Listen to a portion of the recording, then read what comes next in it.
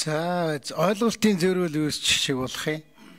Би нэг сонгогчдод тайлан тавина гэдгийн цаана баах юм хөвлөлөө тараадгийг л ойлгож явдсан шүү дээ. Түүнээс биш очиод уулзах бол нээлттэй.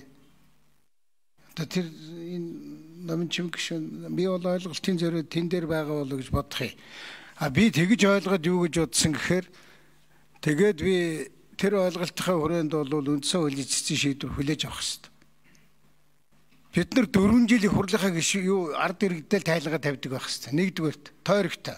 Хоёрдугаарт үндсэн хуулийн дээр бол улсын хурлын гишүүн бол бүх ард түмний иш төлөөлөгч юм аа. Тэгээ одоо бидний ингээ яриад байгаа, хуулинд оролцоод байгаа, замааргаад байгаа, мэтгээд байгаа, юу яриад, юуны төлөө зүтгээд байгаа энэ төр бол 4 жилийн хугацаанд сонгогчдод танигдах хэрэгтэй. Нэг удаагийн одоо ялангуяа сонгуульд өгсөн үед сүүлийн жил нэг удаагийн хэвлэл материалаар амар зоддгийг. Тэрнийг л би ойлгоод байгаа. Энэ бол тэр шүү. Тэр бол буруу. Бид нар одоо ер нь 4 жил нэг улс орныхаа хөгжлийн төлөө нэг дуу хоолойгоо яагаад хууль муулаа санаачлаа, санаа оноогоо хэлээ, сонгогчтойгоо уулзаад ард түмний ах амжиргаа ийм байна, аж ахуйн нэгжүүд ийм байна, энийг ингээд энийг л би бол одоо их хурлын гишүүн 4 жил тасралтгүй ажиллаж байгаад 4 жил тасралтгүй тайлан тавьж байгаа гэж ойлгодог. Манай зарим этгээдүүд бол цагийн төхүүлж байгаад айл бүрийн тоогоор юм тараадаг байхгүй да. Та нар тарааж байгаа юм үнэхээр.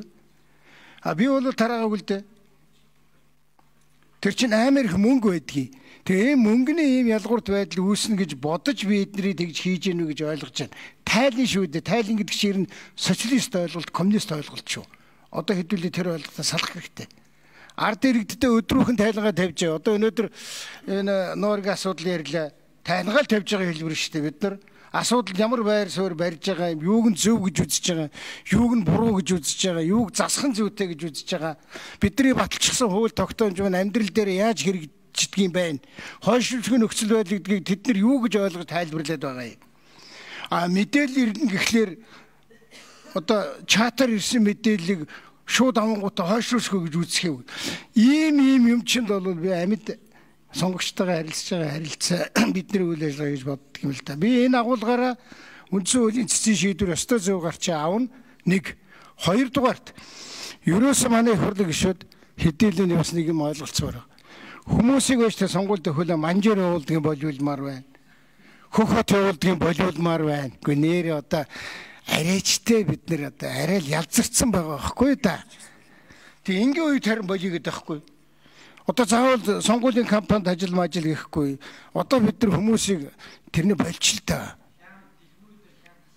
Тийм магадгүй хям талах мэдэхгүй. Яг хям талхаа авч иддэг болох ёстой. Тэр бол бидний ажил байхгүй юу?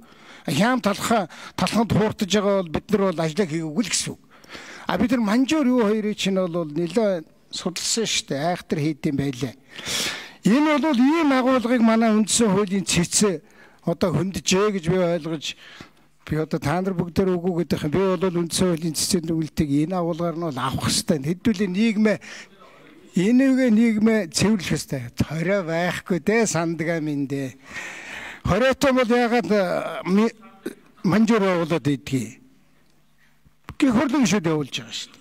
За энэ ийм асуудал амьд асуудал харин ярьсан байх шүү манай номын чимэг гишүүнээ. Тэгээ та нар нэг тодруулаадгаач би тэгээд би бол дэмжих ийм л бодолтой хүсэлтэй бүр хүсэл эрмэлзэлтэй байгаа шүү.